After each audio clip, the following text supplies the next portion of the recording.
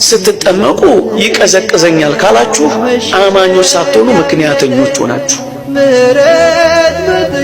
ስትጾሙ መክሳትን ካሰባችሁ ከሃይማኖተኝነት ይልቅ ምክንያታዊነትን አስቀደማችሁ። 55 ቀን ልትጾሙ ተዘጋጅታችሁ በአምስተኛው ቀን ሄዳችሁ መልካችሁን እያያችሁ እንዴት ከሰው አካችሁ እያላችሁ የምትጨነቁ ከሆነ ከአማኝነት ወጣችሁ፣ ምክንያታዊ ሆናችሁ።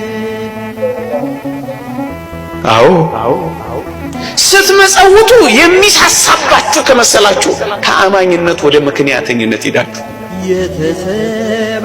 ምክንያቱም እምነት እንደዚህ አይደለም ወገኖቼ።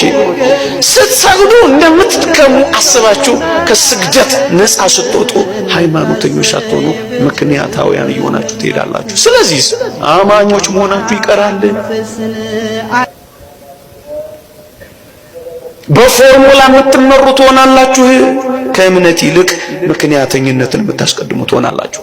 ከቅዱሳት መጻሕፍት መርህ ይልቅ ሳይንስን የምታደንቁና የምታገኑ ትሆናላችሁ። ለዚህ እኮ ነው ያኛው ዓለም የተበላው እግዚአብሔር የለሽ የሆነው ወገኖቼ።